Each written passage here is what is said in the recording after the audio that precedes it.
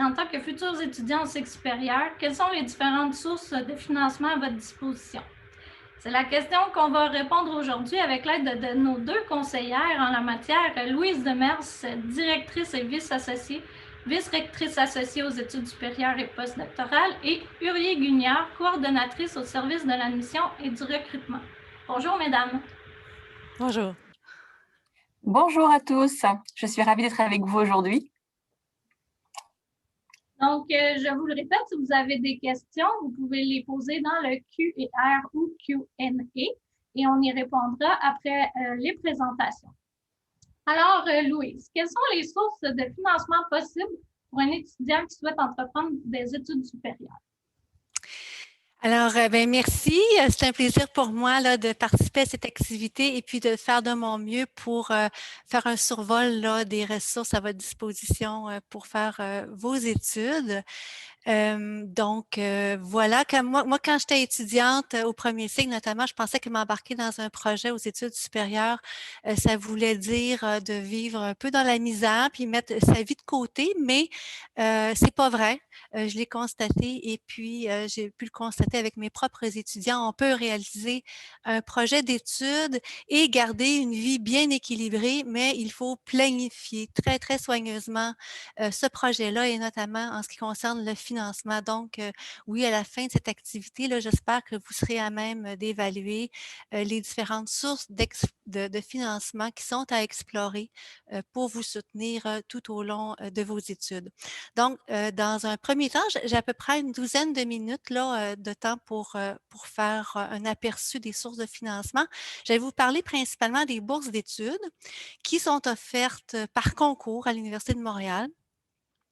Et puis, dans un deuxième temps, je vais aussi aborder quelques autres possibilités de financement comme le travail rémunéré et puis d'autres petites options également.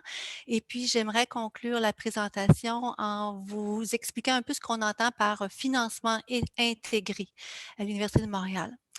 Voilà pour le plan. Les informations qui sont présentées aujourd'hui se retrouvent intégralement, même de façon plus détaillée sur le site web des études supérieures et postdoctorales. Et vous allez avoir également à votre disposition dans les liens qui vous sont fournis, là, le lien vers un répertoire des bourses qui n'est pas très convivial pour la recherche, mais qui inclut l'ensemble des bourses disponibles au niveau de l'université.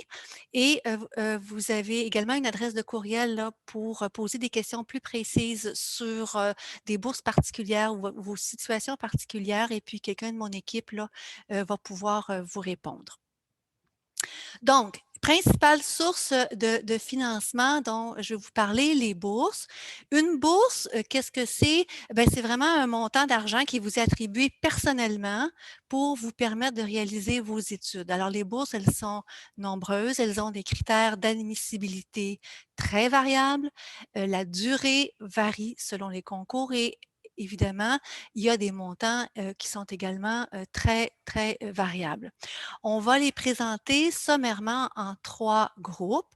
D'abord, à l'Université de Montréal, il y a des bourses qui sont offertes par vos unités académiques et vos facultés. Donc, en étant inscrit à un programme au cycle supérieur, vous êtes automatiquement rattaché à une unité académique, un département, et chaque unité académique met à la disposition de ses étudiants des bourses qui viennent d'une enveloppe de financement qui leur est octroyée là, par les études supérieures et postdoctorales. Et puis, les unités ont également parfois d'autres sources philanthropiques à leur disposition, de sorte que dans chacune des unités auxquelles vous allez appartenir, il y a une offre pour des bourses qui vont être déployées en fonction des besoins des étudiants. Ça peut être des bourses de recrutement, ça peut être des bourses d'excellence, ça peut être des bourses de dépannage, mais il y a normalement donc des ressources à votre disposition pour votre groupe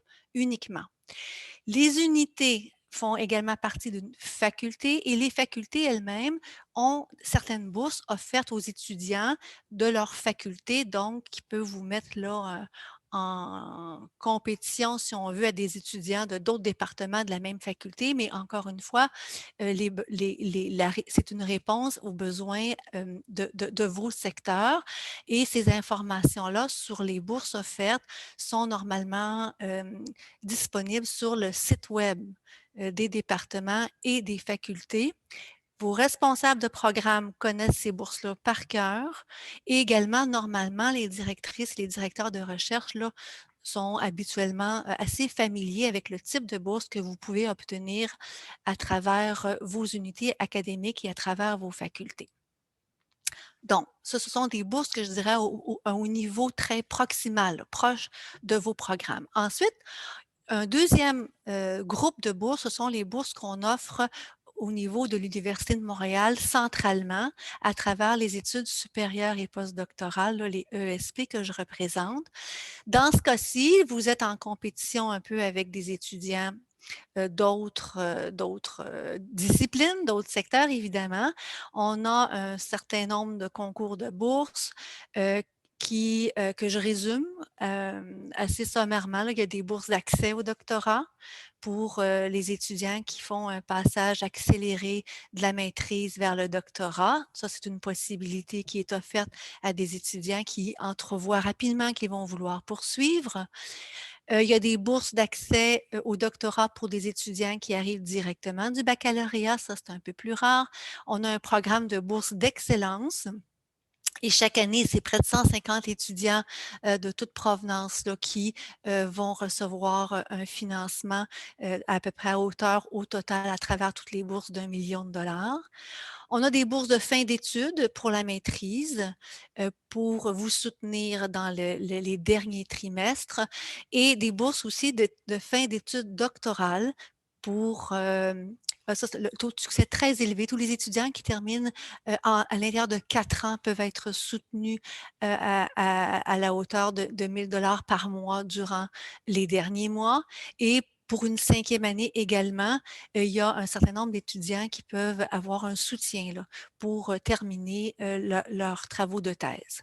On a des bourses pour les étudiantes qui ont besoin d'un congé de maternité, qui sont au doctorat, et puis c'est le petit survol là, que je voulais faire. C'était donc cette deuxième catégorie de bourses-là sont au niveau de l'Université de Montréal au complet. Finalement, il y a évidemment des bourses qui sont offertes par des organismes extérieurs à l'Université de Montréal, mais qui passent par l'université. Donc, si vous voulez avoir un financement par des bourses externes des grands organismes subventionnaires, il y a une démarche qui se fait avec notre accompagnement. Alors, au niveau provincial, il y a des bourses prestigieuses offertes par les fonds de recherche du Québec dans les secteurs société et culture, nature, technologie, également en santé, puis un déploiement qui est très similaire au niveau fédéral à travers les 3 conseils de recherche du Canada, le Conseil de recherche en sciences humaines, les instituts de recherche en santé et le Conseil de recherche en sciences naturelles et génie. Il y a des bourses qui sont offertes à la maîtrise, au doctorat. Il y a différents concours, il y a des programmes conjoints. Alors, bon, là, il faut aller voir de façon plus détaillée. Normalement, l'Université de Montréal vous informe au fur et à mesure du lancement de ces opportunités-là et vous accompagne puisque dans la majorité des cas, il y a plusieurs étapes de présélection auxquelles il faut se conformer.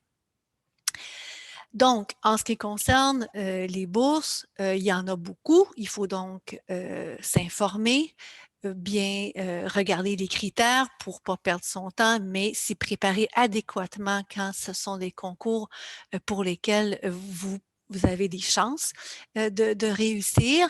Et puis, il faut certainement vraiment s'y prendre beaucoup d'avance, surtout quand on a à mettre en valeur certains éléments de son dossier ou à obtenir des lettres de référence. Mais en général, ça vaut la peine. Alors, je vous recommande de foncer. Des fois, ce n'est pas un succès la première fois, mais écrire une première demande de bourse, c'est toujours un pas en avant pour mieux réussir une deuxième fois. Puis des fois, obtenir une petite bourse, bien, c'est exactement le petit démarrage pour aller en chercher une deuxième et une autre. pour faire donc faire de vos candidatures, disons, des candidatures gagnantes là, en s'y mettant à la pâte, en s'y mettant assez rapidement et sans attendre nécessairement la bourse idéale et la bourse la plus prestigieuse. Il faut y aller vers des petites bourses pour après ça aller vers les plus grandes. Alors voilà. Bon, c'était ma petite présentation sur les bourses comme telles. Et puis, on m'a invité aussi à parler d'autres sources de financement qui sont accessibles aux études supérieures. Et là-dedans, je vais vous dire quelques mots du travail rémunéré, puis ainsi que d'autres formes de financement possibles. Bon, alors à l'Université de Montréal, le travail rémunéré, c'est encouragé quand il s'agit d'activités académiques, comme du travail d'auxiliaire d'enseignement, comme des charges de cours ou comme du travail d'assistant de recherche. Les postes à combler, normalement, sont affichés dans les unités, dans les départements, là, comme je l'indiquais tantôt pour certaines catégories de bourses. Il arrive aussi qu'un professeur va offrir directement à son étudiant ou à son étudiante là, une possibilité de travail dans son laboratoire ou dans ses cours. Les taux horaires sont conventionnés. Ça dépend du dernier diplôme obtenu. Et on considère que c'est vraiment enrichissant d'avoir ce type d'activité-là, en autant évidemment que ça déborde pas trop sur le temps que vous devez consacrer à votre projet principal. Généralement, il y a beaucoup d'opportunités de travailler à l'Université de Montréal, mais évidemment, c'est pas égal dans tous les départements, mais c'est très encouragé par l'université que les professeurs et les responsables des programmes se tournent vers les étudiants au cycle supérieur. Autre source de financement, c'est celle qui vient des fonds de recherche de vos directrices et de vos directeurs. On l'a vu dans le petit vidéo tantôt, l'Université de Montréal, c'est une grande université de recherche et les professeurs sont des chercheuses et des chercheurs qui réussissent dans une très grande proportion à avoir des fonds de recherche. Alors, il y en a plusieurs qui peuvent offrir des bourses à leurs étudiants à même leur fonds de recherche. Ça dépend des types de fonds de recherche, ça dépend, c'est sous toute réserve, mais c'est quelque chose qui se discute quand même avec son directeur ou sa directrice. Et puis, évidemment, l'intérêt de ça, c'est qu'il n'y a pas de concours, là. Alors, c'est vraiment une bourse qui vous est attribuée directement par votre directeur ou parfois un complément de bourse. C'est une source de financement qui est fort intéressante pour vous, évidemment. Et puis, finalement, j'aimerais souligner l'existence d'autres sources de financement qui pour des situations qui peuvent s'appliquer à vous ou pas. Il y a les programmes de prêts et bourses du ministère de l'Éducation, du loisir et du sport pour les étudiants à faible revenu. C'est un programme provincial. Puis à l'Université de Montréal, vous pouvez vous adresser au bureau de l'aide financière là, pour des informations à cet égard. Le programme de services d'aide aux étudiants, qu'on appelle les SAE, ont des bourses, quelques bourses disponibles. Je dois dire que leur cible, c'est principalement les étudiants de premier cycle, mais il y a quand même quelques bourses disponibles aux étudiants des cycles supérieurs, des bourses de soutien financier, des bourses pour étudiantes ou étudiants en situation de handicap, quelques bourses aussi d'encouragement à la persévérance sont disponibles. Il y a des bourses de mobilité qui sont offertes à l'Université de Montréal également par le ministère de l'Éducation, du loisir et des sports pour encourager les étudiants et étudiantes à faire un séjour à l'étranger. Mais là, on ne parle pas de bourses pour subvenir à vos besoins, mais de bourses pour défrayer les frais associés à un séjour à l'extérieur. Et puis, il y a évidemment les bourses externes pour lequel on n'a pas de rôle à jouer à l'Université de Montréal, mais pour lequel on a l'information. Donc, par exemple, une compagnie comme L'Oréal offre des bourses pour des femmes en sciences. Ça ne passe pas par l'Université de Montréal. Toutes les universités peuvent le concours est offert à tous les étudiants de toutes les universités, mais cette information-là est disponible dans notre portail des bourses et elles sont évidemment assez nombreuses. Alors, voilà ce qui complète un peu mon survol des sources de financement. Une première catégorie là, qui était pour moi essentielle, c'est ce tour-là d'horizon sur les différentes bourses disponibles qui viennent de vos unités, qui viennent de vos facultés, qui viennent des études supérieures et postdoctorales et qui sont des bourses externes pour lesquelles on vous accompagne. Puis, dans une deuxième catégorie, là, je vous ai un petit peu parlé là, du travail rémunéré et d'autres options qui existent. Ce qui m'amènerait, pour conclure, à parler du financement intégré. Le financement intégré, pour nous, ça réfère là, à la combinaison de toutes ces sources de financement-là dans le but de vous donner un soutien qui vous permet de vous consacrer à votre projet de maîtrise ou doctorat tout le long de la durée de vos études. Alors, le financement intégré, on espère que ce soit principalement composé des bourses, mais on comprend qu'il y a plein d'autres sources aussi qui sont admissibles là-dedans. C'est une espèce de montage financier qui se planifie. Alors, il faut planifier un plan A, puis un plan B, puis des fois un plan C. C'est sûr que c'est mobile, mais il faut, en s'embarquant dans cette belle aventure des études supérieures, regarder un peu d'avance ce que pourrait être un montage financier qui vous convient et le discuter avec votre directrice ou votre directeur de mémoire ou de thèse. Parce que les possibilités de financement sont multiples. Elles sont à explorer et évidemment, comme je le répète, là, à planifier soigneusement. Alors voilà, et puis je serai bien sûr disposée à répondre à des questions un peu plus tard. Merci. Merci, Louise. Donc, parlons maintenant de bourse d'exemption. Urier, est-ce que tu peux nous en dire plus? Oui, bien sûr, avec plaisir, Sonia. Tout d'abord, merci beaucoup, Louise, pour ces informations qui étaient fort intéressantes.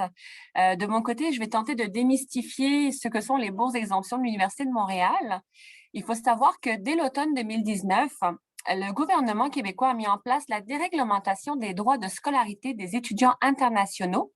Ainsi, chaque université québécoise est en mesure de fixer elle-même les droits de scolarité pour ses étudiants internationaux, à l'exception des étudiants français et belges francophones, parce que ces derniers bénéficient de droits de scolarité moins élevés en vertu des ententes en matière de mobilité étudiante. Tout au long de ma présentation, quand je vais faire référence aux étudiants internationaux, je vais donc exclure les étudiants français et belges francophones pour cette raison. Donc, suite à la déréglementation, une nouvelle grille de tarification a été mise en place et elle s'applique à tous les étudiants internationaux qui sont admis depuis le trimestre d'automne 2020. Les étudiants qui étaient admis avant, bien sûr, continueront de bénéficier des droits de scolarité qui étaient en vigueur à ce moment-là. D'ailleurs, si vous voulez avoir un aperçu des droits de scolarité, je vous invite à consulter le site du bureau du registraire, où vous trouverez également un outil intéressant qui est le calculateur des coûts. Donc, ça vous permet d'estimer approximativement le montant des droits de scolarité que vous aurez à payer en fonction de votre statut, mais aussi du cycle d'études pour lequel vous avez fait une demande d'admission. Alors, on va entrer dans le vif du sujet. Donc, concrètement, c'est quoi la bourse d'exemption de l'Université de Montréal? C'est donc un programme de bourse qui a été mis en place par l'Université de Montréal dès l'automne 2020 pour pallier la déréglementation des droits de scolarité. Attention, j'attire votre attention parce qu'il ne faut pas confondre ces bourses d'exemption de l'Université de Montréal avec les bourses d'exemption qui sont offertes par le ministère de l'Éducation, du Loisir et du Sport, le MELS. En effet, le MELS a conclu des ententes avec plusieurs pays afin que des bourses soient offertes chaque année à un certain nombre de leurs ressortissants pour étudier dans une université québécoise. Donc, ces étudiants internationaux sont invités à vérifier si leur pays figure dans cette liste et le cas échéant de faire des démarches nécessaires pour obtenir une bourse du MELS. Revenons-en aux bourses d'exemption de l'Université de Montréal. Là, vous devez vous demander qui peut en bénéficier. Eh bien, c'est simple. Tous les étudiants internationaux inscrits dans un programme à l'Université de Montréal à partir de l'automne 2020 et qui ne bénéficient d'aucune autre exemption des droits de scolarité, donc incluant les bourses du MELS, sont admissibles à cette bourse. En revanche, comme je l'expliquais tantôt, les Français et les étudiants belges francophones ne sont pas admissibles. Également, les étudiants qui sont inscrits au programme d'études libres ne sont pas admissibles. Donc, pour résumer, pour avoir cette bourse, il faut être étudiant international, avoir reçu une offre d'admission de l'Université de Montréal, détenir un permis d'études valide, maintenir un statut d'étudiant temps plein sans interruption non autorisée tout au long de son cheminement dans son programme d'études, ne pas bénéficier d'aucune autre forme d'exemption applicable sur les droits de scolarité et évidemment ne pas être inscrit dans un programme d'études libres. Concrètement, comment s'applique cette bourse? C'est très simple. Lorsque vous recevez votre offre d'admission à l'Université de Montréal, vous recevez à peu près 48 heures ouvrables plus tard, par courriel, un avis d'octroi de la bourse d'exemption qui vous explique en détail le montant auquel vous avez droit. L'attribution est automatique, donc en tant qu'étudiant, vous n'avez aucune démarche à faire. L'attribution de la bourse débute dès le premier trimestre d'inscription et la bourse est versée jusqu'à l'obtention du diplôme tout au long du cheminement. Au cycle supérieur, tous les candidats qui sont admissibles à cette bourse reçoivent le même montant en fonction de leur cycle d'études. Par exemple, au deuxième cycle, le montant de la bourse d'exemption est d'à peu près 9 400 $ par année. Au troisième cycle, on parle de 20 250 $ à peu près par année. Donc, la bourse est appliquée automatiquement sur la facture. On n'envoie pas de chèque aux étudiants. Ça vient en fait directement baisser le montant de votre facture étudiante. Et dernier petit détail, le montant de la bourse est basé sur les crédits. Donc, le montant de la bourse à chaque trimestre peut varier en fonction du nombre de crédits que vous avez pris durant le trimestre. Enfin, vous devez vous demander qu'est-ce qui se passera si, par exemple, je devais faire une demande de report de mon admission. Comme vous le savez, en ce moment, dans le contexte qu'on vit, il arrive souvent que des étudiants souhaitent reporter leur admission. À ce moment-là, c'est très simple. Quand vous allez faire votre demande de report d'admission auprès de votre département, une fois que le département va approuver votre report, vous allez recevoir à peu près 3 semaines plus tard une nouvelle lettre d'admission avec les nouvelles dates d'admission. Une fois que vous aurez reçu cette lettre, à peu près 2 jours plus tard, vous allez recevoir un nouvel avis d'octroi de la bourse qui sera du même montant que la bourse initialement reçue. Donc, le report de la bourse est automatique et ne requiert aucune démarche de votre part. Si jamais vous décidez en cours de cheminement de changer de programme, ça peut arriver, vous avez commencé votre programme, puis vous décidez finalement que ce n'est pas ce programme qui vous intéresse, vous souhaitez changer de programme. À ce moment-là, vous devez simplement faire une nouvelle demande d'admission en raison d'un changement de programme. Et une fois que votre nouvelle demande d'admission sera évaluée et que vous aurez reçu votre nouvelle offre d'admission, vous allez recevoir 2 jours plus tard un avis d'octroi de la bourse d'exemption. Ensuite, 2 cas de figure. Soit votre changement de programme se fait pour un programme au même cycle d'études. À ce moment-là, le montant de la bourse reste inchangé. Donc, vous allez simplement recevoir un nouvel avis d'octroi avec le montant de la bourse que vous aviez initialement reçu, qui va s'appliquer dès que votre nouveau programme va commencer, et ce jusqu'à la fin de votre cheminement, jusqu'à l'obtention de votre diplôme. En revanche, si votre demande de changement de programme concerne un programme qui est différent de votre cycle d'études actuel, à ce moment-là, vous allez recevoir un nouvel avis d'octroi de la bourse d'exemption, mais le montant sera ajusté en fonction du nouveau cycle d'études. Et je tiens à rappeler que le maintien de la bourse d'exemption est toujours assujetti au maintien des critères d'admissibilité de la bourse. Voilà. J'espère que les bourses d'exemption n'ont plus aucun secret pour vous. Évidemment, si vous avez des questions, il me fera plaisir d'y répondre dans quelques instants. Merci beaucoup. Merci beaucoup, Urier. Super intéressant. En fait, j'aimerais rappeler que tous les liens dont on a parlé dans les 2 présentations sont dans la section converser ou chat. En fait, vous pouvez aller cliquer sur les liens pour accéder à plus d'informations. Donc, j'inviterai Urier et Louise à rouvrir leur caméra pour que nous puissions répondre à quelques questions. En fait, j'en ai une ici. Est-ce qu'il est possible d'avoir plus d'une bourse en même temps? Soit plusieurs bourses de recherche ou la bourse d'exemption et une bourse de recherche? Je vais me permettre de répondre à partir du moment où un candidat, un étudiant bénéficie d'une bourse d'exemption qui s'applique sur les droits de scolarité, il ne peut pas avoir la bourse d'exemption de l'Université de Montréal. Donc, à ce niveau-là, au niveau des droits de scolarité, c'est l'une ou l'autre des bourses.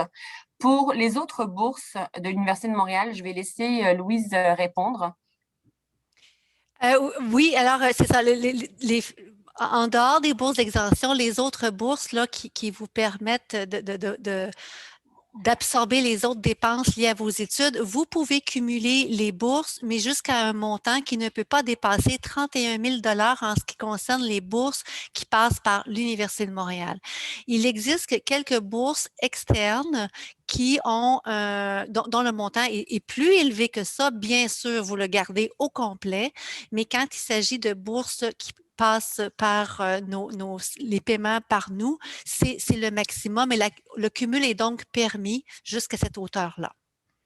Et dans le même ordre d'idée, est-ce qu'il est possible de cumuler un travail rémunéré et une bourse? Le travail, on ne peut s'ingérer dans votre vie privée. Alors, évidemment, si vous avez un statut à temps plein, on s'attend à ce que vous consacriez, vous vous consacriez à temps plein à vos études, mais ce que vous faites dans vos heures libres ne nous concerne pas. Alors, oui, c'est attendu que plusieurs étudiants vont choisir d'avoir quelques heures de travail à l'extérieur de l'université. C'est du travail à l'intérieur de l'université, c'est également admissible et même encouragé. Et toujours une question pour toi, Louise. Quels sont les frais couverts par la bourse? Les bourses, en fait, c'est peut-être la beauté de la chose. C'est différent pour les bourses d'exonération. Puis je vais laisser Urier compléter au besoin. Là. Mais les autres bourses qui ne sont pas des bourses d'exonération, mais qui sont des bourses obtenues par concours, ça sert à absorber les dépenses qui sont les vôtres, là, que ce soit du transport, du logement, de la nourriture, de l'équipement, tout votre matériel scolaire. Vous avez une liberté complète pour utiliser la bourse pour vous soutenir selon vos besoins. J'exclus ici les bourses qui ne sont pas des bourses par concours, des bourses de mobilité bien précises, ça c'est autre chose, mais les bourses dont j'ai parlé tantôt, c'est entièrement à votre discrétion. Et pour ce qui est des bourses d'exemption, ça couvre en fait les droits de scolarité. Comme je l'expliquais tantôt, l'étudiant qui va bénéficier d'une bourse d'exemption ne recevra pas de chèque à la maison. Donc, on va injecter le montant de la bourse directement sur la facture pour payer une portion des droits de scolarité. Puis j'ajouterais, si je peux me permettre, qu'un étudiant qui n'a pas la bourse d'exemption pour étudiants internationaux a donc des frais de scolarité à payer. En fait, il y a toujours des frais, là. C'est toujours le montant additionnel pour les internationaux qui est couvert. Vos bourses peuvent servir à payer les frais de scolarité, évidemment. Et pour compléter, j'ai une question ici qui vient d'apparaître. Est-ce que les bourses peuvent couvrir le logement, nourriture et autres? Oui, oui, oui, oui, oui, oui, oui. Merci. Tout ce qu'il faut pour vivre, c'est certain. Est-ce qu'il y a une limite d'âge pour les bourses? Non, heureusement, il n'y a pas de limite d'âge. Et puis, l'information n'est même pas connue des personnes qui évaluent vos dossiers de candidature pour des bourses. Parfait. On s'attend à ce que vous soyez majeur. J'ai aussi une question qui revient plusieurs fois. En fait, c'est est-ce qu'il y a des bourses spécifiques pour les étudiants avec modalité de stage? Uri, quand tu as le goût d'intervenir, tu me fais signe, sinon je vais la prendre aussi. Pour les très peu. Je vous dirais que dans certains programmes professionnels de premier cycle ou des programmes de deuxième cycle de type professionnalisant, il y a quelques stages rémunérés qui font partie du programme. Mais les les bourses auxquelles on faisait référence ici, c'était pour des étudiants qui ont des projets de recherche, donc qui s'apprêtent à rédiger des mémoires de maîtrise ou des thèses de doctorat. C'est vraiment la cible de ce qui a été abordé ici pour les sources de financement. Il y a quelques programmes il peut y avoir des stages cliniques ainsi que de la recherche. Je pense à psychologie, où là, il y a une rémunération associée au stage, mais c'est comme un cas parmi un ensemble où il n'y a normalement pas de rémunération reliée à des stages parce qu'il n'y a pas de stage, en fait, dans les programmes. Pour ce qui est des bourses d'exemption, c'est offert pour les programmes de maîtrise avec ou sans mémoire, puis en tout cas au deuxième cycle, et au diplôme d'études spécialisées excluant les résidents en médecine et tout ce qui est internat de perfectionnement en sciences appliquées vétérinaires. Donc, je ne sais pas si ça répond à la question. Je suppose que oui, c'est bien clair. Mais si vous avez des questions plus pointues, vous pouvez toujours nous contacter via les liens qui ont été partagés dans la discussion, puis un membre de mon équipe pourra vous répondre également. Merci.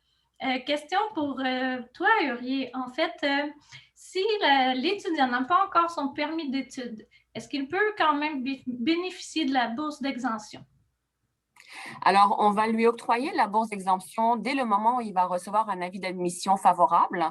Mais évidemment, pour pouvoir étudier à l'Université de Montréal, par la suite, il va devoir démontrer qu'il a un permis d'études valide. À ce moment-là, s'il ne démontre pas qu'il a cette preuve, son dossier sera probablement fermé, puis à ce moment-là, la bourse sera retirée.